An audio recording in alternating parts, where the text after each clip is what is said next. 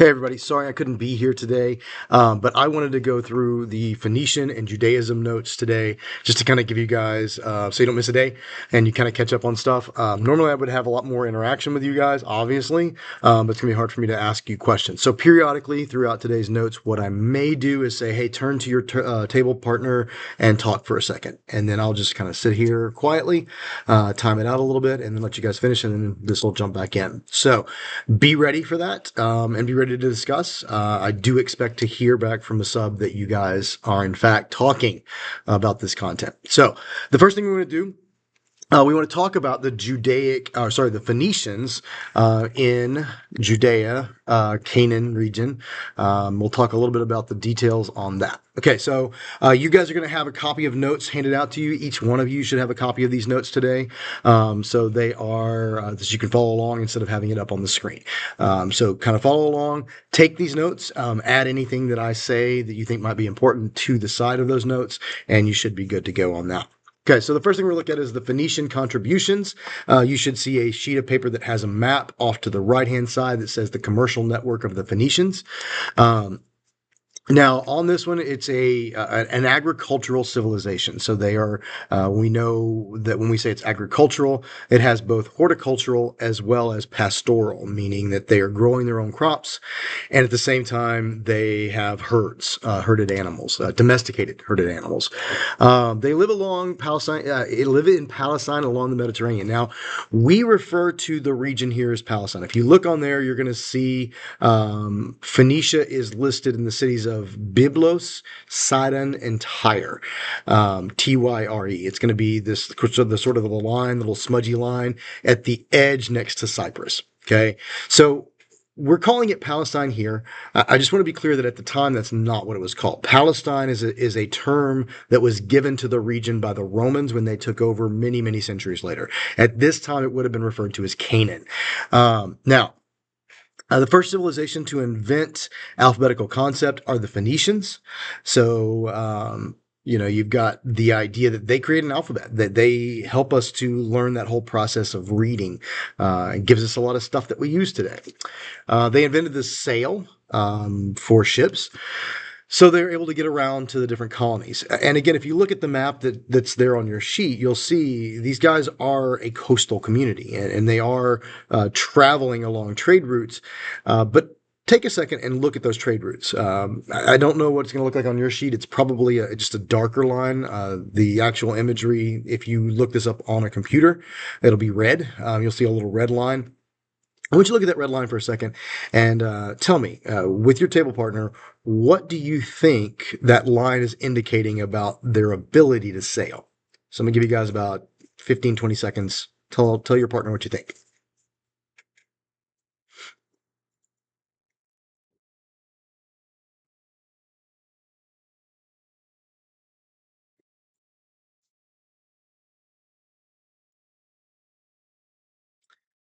All right.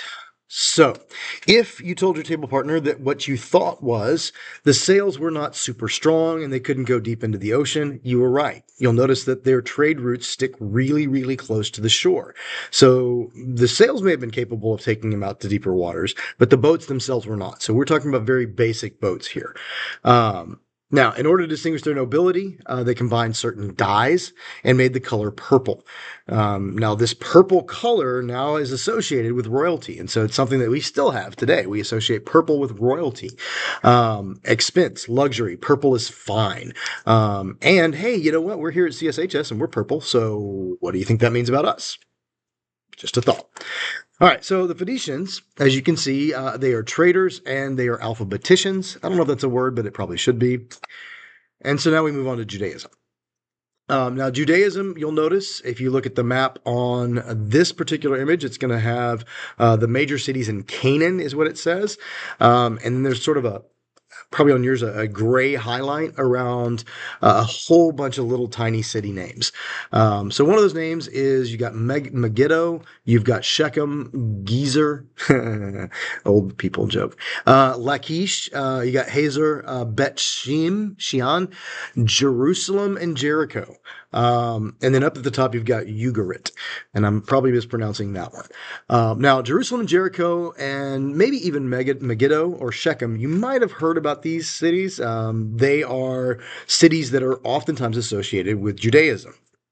Now, it says that this is formed from the civilization of the Israelites. That's what they were called. But even before they were that, they were the Hebrews. And that's typically what we also still refer to them as if you are native to that region and that particular ethnicity. Now, you'll notice that they are taking some of the same cities that we just talked about with the Phoenicians. So this group comes along a little bit later on. And what's also important to note is that all of these cities that you see, these were not cities that were founded by the Hebrew people. They were cities that already existed, were under the control of the Canaanites, and the Hebrew people came in and either, most often through some sort of combat, they took over those cities if they didn't destroy them outright. So I mentioned Jerusalem and Jericho being names that you really well, like you probably know. If you have ever been to or studied anything in the Old Testament of the Christian, Judeo-Christian Bible, you'll know Jericho was the city that they marched around 7 times and then, blew their horns in the walls fell. Also, if you're a fan of VeggieTales, there's an episode about that. Jericho becomes a city that becomes a Jewish city. It becomes under the control of the Hebrew people, and Jerusalem as well. Jerusalem is one of the high holy cities, if not the high holy city, for the Jewish people. Yet it was not originally theirs. It was land that they took through conquering thousands of years ago. Now, moving on to the next one. What is Judaism? Where does it really come from? Now, Judaism, the Jewish people, the Hebrew people, it is a unique group because it is a cultural identity, it is an ethnic identity, and it is a religious identity. So each of those different things play into how Judaism interacts with its area around them. And they can trace their lineage back to a guy by the name of Abraham. Now, Abraham was originally a dude named Abram, but as he got older, he changed his name. He also went through some spiritual awakenings. Now, Abraham lived in a place called Ur. You might remember Ur from early on when we were talking about Mesopotamia. Ur was on the other side of the Middle East, closer to the Indian Ocean side. So really far over there. The story goes that Abram was a normal guy. He was an Urian. I don't know if that's how you'd say them. But he lived there with his whole family. And then one day he has a vision from a deity, God. This God tells Abraham, you will be the father of many nations. Now, the thing about Abram is that according to the story in the Hebrew Torah or the Christian Old Testament, Abram was old. We're talking 80 to 90 years old. Probably not likely to have a kid, although he could have. But his wife was about 10 years younger than him, so she would have been 70 to 80. Definitely not something that biologically is normal for a 70 to 80-year-old woman to have a child. But that's where Abram becomes the man of the promise. Like the deity, God, who eventually they refer to as Yahweh, this deity promises this. And so through a long series of events, Abram and his wife Sarah, who at the time was known as Sarai, they begin to believe that this might happen, but not fully for a while. Now, the next thing that God tells Abram is that, hey, you're going to be the father of many nations, but it's not going to be here in Ur. So I want you to pack up everything you own. I want you to pack up your family, your servants, your relatives, your herds, whatever it is that you happen to have, and I want you to take off. Just leave Ur.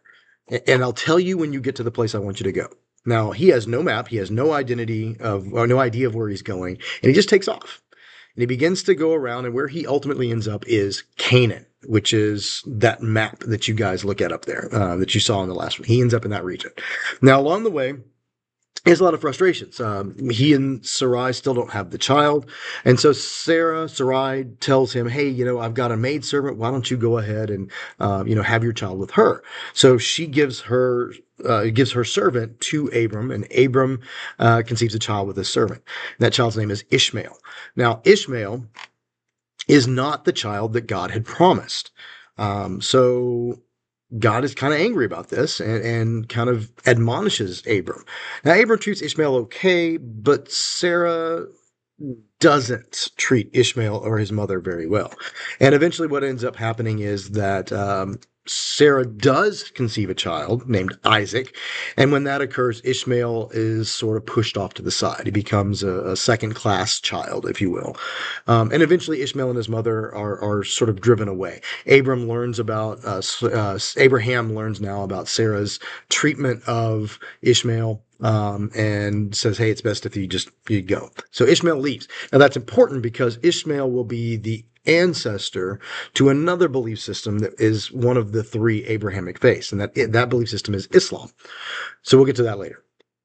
What the Hebrew faith or the Jewish faith is an ethical monotheistic religion. That means that, first of all, there's one God. Now that's important because Abram came out of a society, that was polytheistic, and he moved into Canaan, which was also polytheistic. And so the idea that he's a practicing monotheist is really, really unique. He's different than everybody else around him. Ethical monotheism is the idea that there's a set of laws and rules that you follow in order to please your God. Now, those laws, we'll talk about here in a minute, ultimately end up becoming the Ten Commandments. Okay. But that's just the foundation. There's a whole lot more other laws and a lot of laws. Okay, so where did Judaism come from? Well, modern Palestine. Back then it was called Canaan. The icons you can see on the image there on your notes. There's the Star of David. And then the other one is circumcision. I don't really want to go into a lot of detail about what that is, but just know that it involved a surgical procedure on a very sensitive part of the male anatomy. And it was a sign of a covenant, because a covenant is a sort of a legally binding agreement between two people. And that's part of ethical monotheism. There's a covenant between the people of Israel and God. And they're called the chosen people of God in this, but one of the ways that you signed a covenant back in the day was blood. You had to have a blood covenant. And so circumcision acts as this sort of blood covenant that this male child, will be raised in the Jewish faith. And it's still practiced today. All right. So key figures. Moses comes along many, many years later. There's a lot of story to that. We may get to that later on, but you just need to know that Moses is the lawgiver. He comes along and he gives the Ten Commandments as well as the beginning of other laws. He leads the Jewish people out of Egypt. And then his successor is a guy named Joshua. Joshua is a warrior. He leads the Jewish people in the Jericho battle, which is the one where they march around the city a number of times. Over time, Israel begins to demand a king. They get a king named Saul. He doesn't last very long. And then they get a king named David. Now, David becomes this very important figure to the Jewish faith. He is he's not the first king, but he's sort of the first king that really is what God wanted from a king. Now, David's not perfect. He makes a lot of mistakes. He has an affair, which he has a son named Solomon. Eventually comes from the woman that he had the affair with. Solomon will be his heir, but the woman that he has the affair with, she has a husband, and he has the husband killed. Not exactly what you typically think of as ethical in an ethical monotheistic religion, but David also models the idea of repentance, that you make mistakes and you fix that. You go to God and you confess your sins and you sort of solve that problem by making it right. So David's son Solomon, David is the warrior king, and so Solomon ends up becoming the sort of philosopher king, and he builds a temple. This temple to God, and it's this massive structure. It's considered one of the seven wonders of the world. It gets burned down a lot. It gets torn down, then rebuilt, and then torn down and rebuilt. This goes on and on for a couple thousand years. Okay. Key beliefs. They have a covenant and chosen people. So I mentioned that before. The circumcision is that covenant idea, the blood covenant. Chosen people. Israel is the chosen people to usher in God's kingdom. 10 Commandments are really, really important as a foundational document. And a lot of the 10 Commandments are things that are just, they're also secularized as well. So you'll see a list of them. The first commandment is basically, it's talking about man to God. Like, what is the man's role? What is humanity's role towards God? Two, it establishes firmly that there is only one God. Okay, monotheistic law. No idols. And an idol would be any sort of graven image or crafted image that people worship. Fun fact, before Moses even brings these 10 commandments down, the Israelites have already gotten bored waiting for Moses, who's up on a mountaintop talking to God. They gotten bored, so they made themselves an idol. And so immediately Moses is like, this is why we can't have nice things. And he breaks the 10 commandments, gets very angry, and God says, you can't enter into the promised land. So they wander in the desert for 40 years. All right, we have one that says keep the Sabbath. The Sabbath is, real quick, what day of the week is the Sabbath? Turn to your partner and tell them what you think.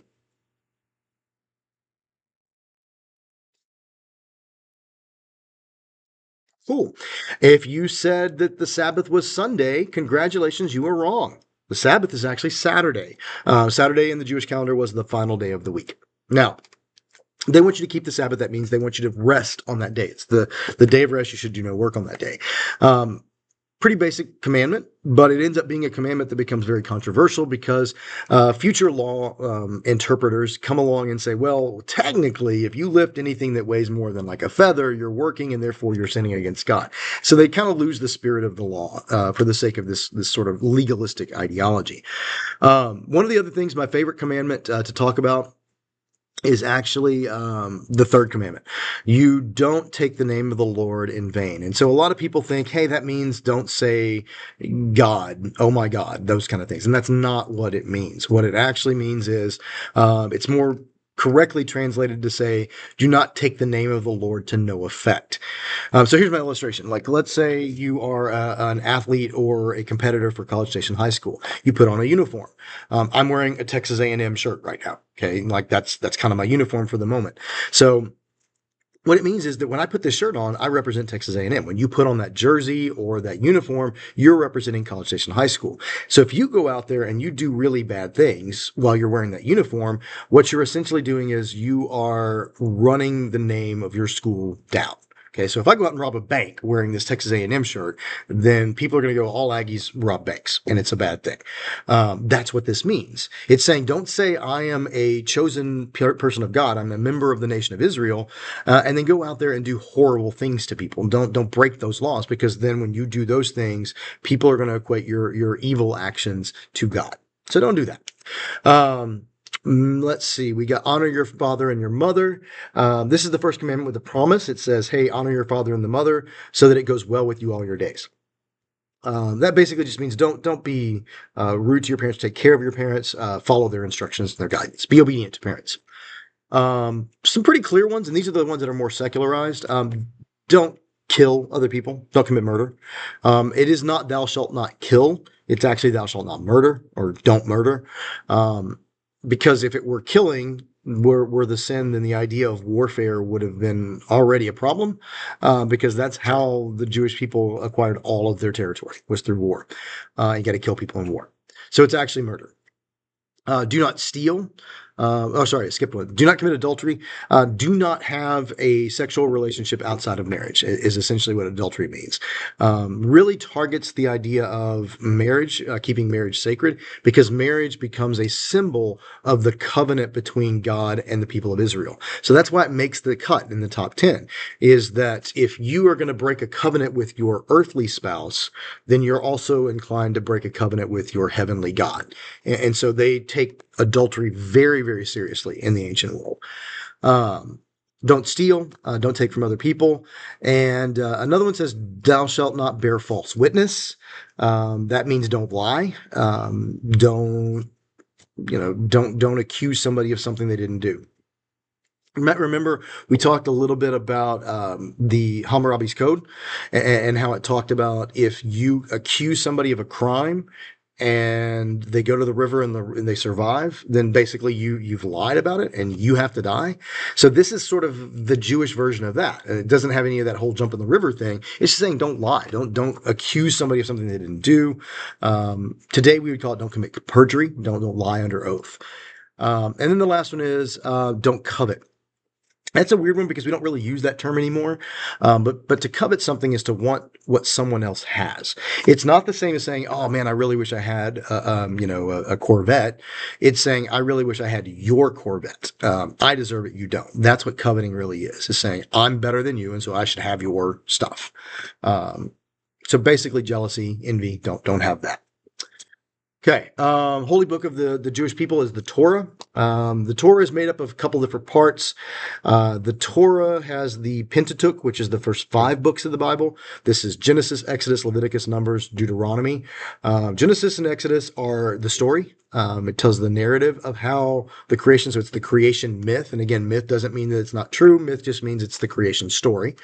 Um, Leviticus, Numbers, and Deuteronomy are law and census books. So it's explaining a little bit about what the rules of society are. The final goal, heaven on earth and Canaan, also known as the promised land. So one of the big things was that God kept saying, "I'm going to give you the promised land" to the Jewish people. Um, but the focus was here on earth.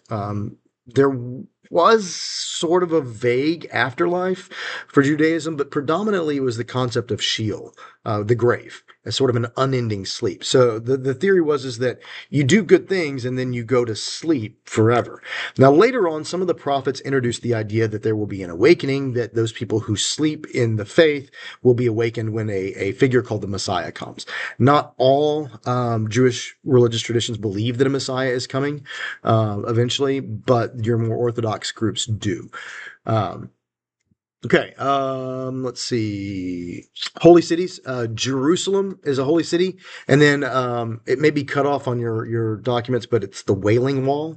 The Wailing Wall is the remnant of. It's not Solomon's temple. Solomon's temple's long gone. It's the Herodian temple that lives in Egypt, or sorry, in Jerusalem. And so Jewish people will go to that wall and place their prayers in the wall and pray there. High holidays, Passover. We'll talk more about that, I think, when we get to the actual Jewish sort of expansion. But long story short, Passover is when the Jewish people celebrate the time in which the spirit or the angel of death passed over the Jewish people in Egypt and killed all the firstborn sons of Egypt. Rosh Hashanah is Jewish New Year. And then Hanukkah is the 8-day celebration involving a menorah, which is the lantern, the candles, candelabra that has 9 different candles. So there's 8 candles, and then the ninth one is sort of the culmination. But it's a celebration of the fact that they had to do a worship service during a time of war and siege, and they had just enough oil. Miraculously to make it the 8 nights that they needed. And it happens to usually occurs around the end of the year, so around Christmas time, kind of in the month of December, usually. So that will conclude the notes for Judaism and the Phoenicians. We may talk a little bit more about some of these things later on because there's more to it, but this is just sort of the overview, and you guys will know what to talk about. So spend the rest of your time in class today. You can go over these notes. You can finish up any other work you need to do, but make sure that you behave well for your sub. Thanks, guys.